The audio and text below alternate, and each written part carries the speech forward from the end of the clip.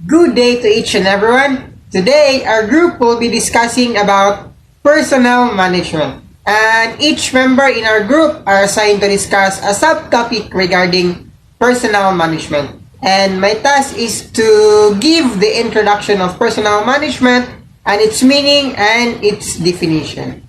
For us to clearly understand and know in detail about personnel management, the concepts of management are to be clearly understood. So let us review and recollect the meaning of general management so that the concept of personnel management may be clearly understood by us. General management. The general management with its wide range of responsibilities like material management, manpower management, financial management, and etc.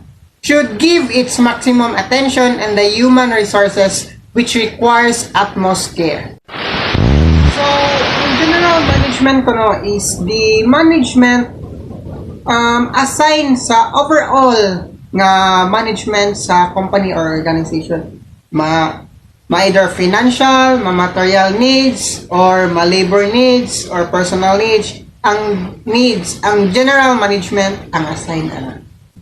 Personnel require welfare sources, staff development, career progress, and such type of many prior needs which increase their efficiency to bring best results to the organization. So, ang personnel ko no, in order nga mo give or the personnel will have their best for the organization or the business or the company.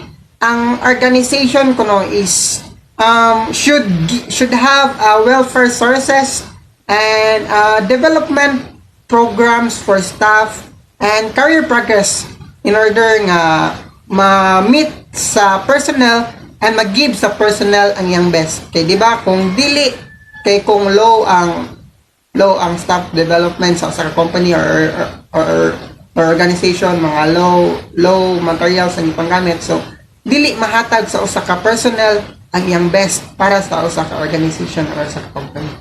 So the organizational performance and effectiveness depends on the behavior and the performance and activities of its people. People are to be managed, developed, and treated as an asset for the welfare of an organization. So these people, or in other words, manpower or human resources, are the personnel with whom the management is expected to maintain cordial relations.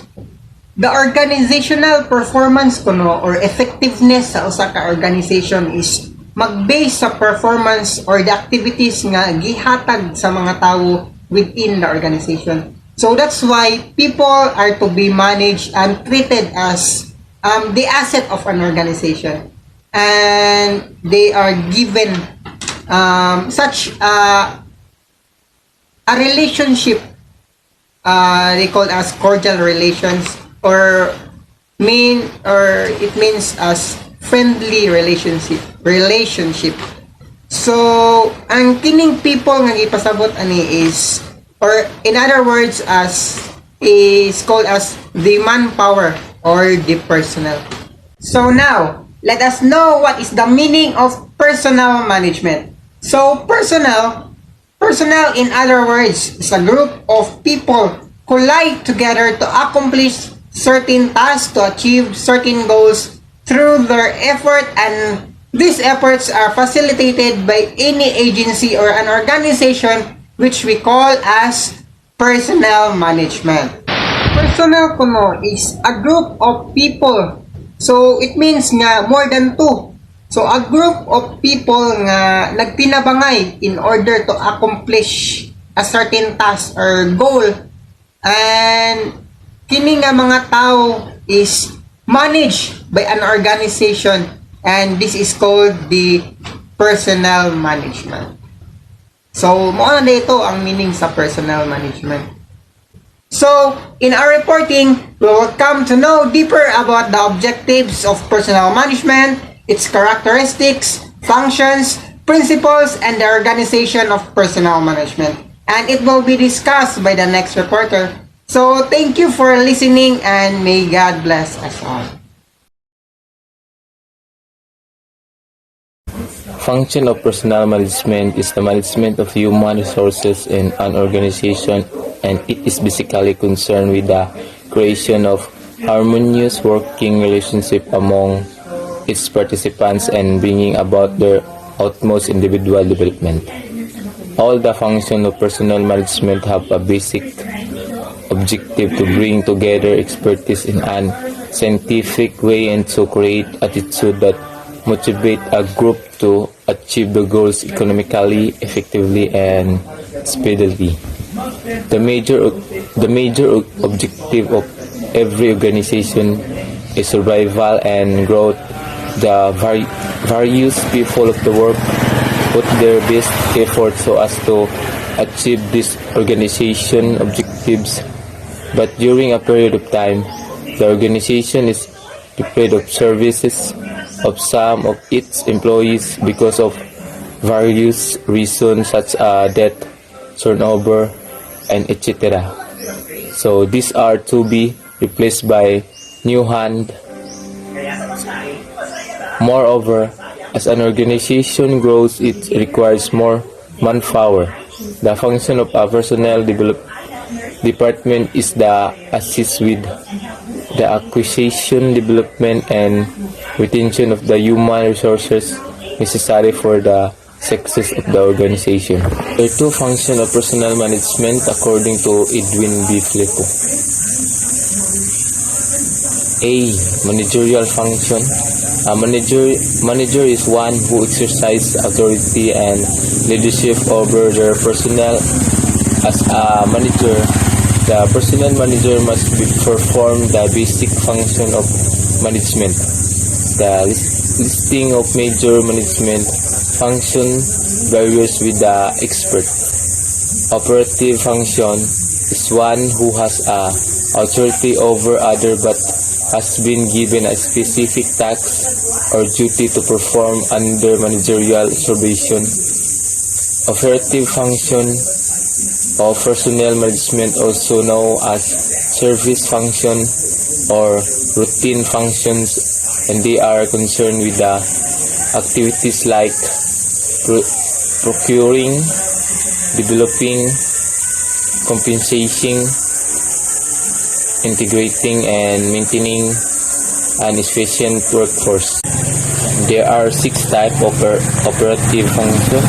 1 is procurement, 2 is development, 3 is compensation, 4 integration, 5 maintenance, and the last is separation. Principles of personnel management. Principle of personnel management, it helps the personnel manager to conduct and direct the policies in a proper way. These 9 principles are: principle of maximum personnel development, principle of scientific selection, principle of high moral, principle of dignity of labor, principle of team spirit, principle of effective communication, principle of joint management, principle of fair reward, and the last is principle of effective utilization of human resources.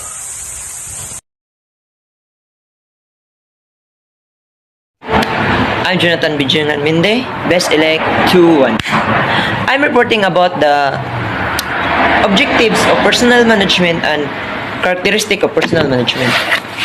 The major objectives of the personnel management is the effectiveness installation of the manpower working in the organization so that the organization may continue to survive and achieve its goals.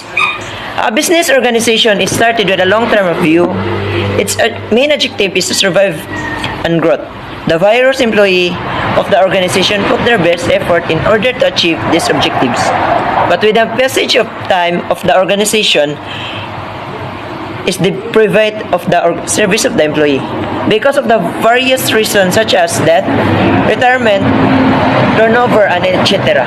So they are to be achieved by new hands due to the growth of the organization. More manpower is required, their experience and quality characteristics.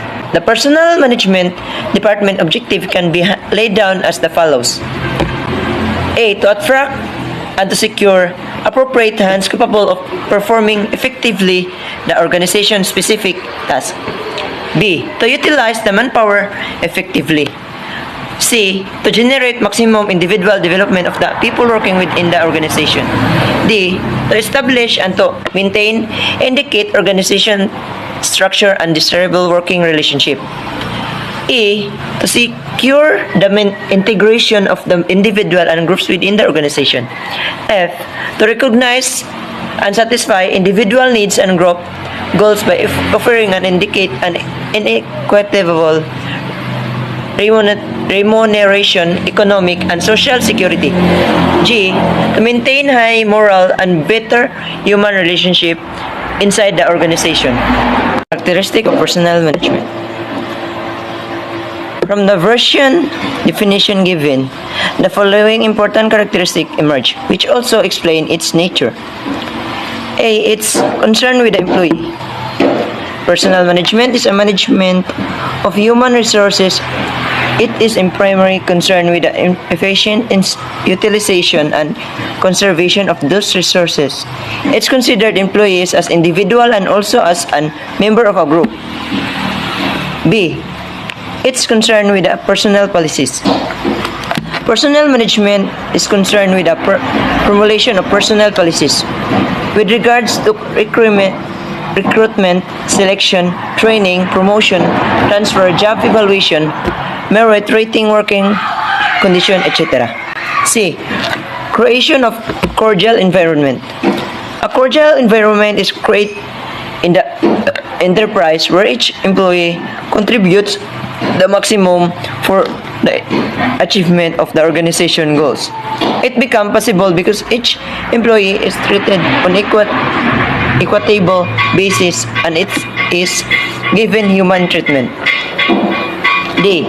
It is continuous nature. The personal function, it is a continuous nature. It cannot be turned on and off like water from the faucet. It cannot be practiced only 1 hour each day or 1 day a week.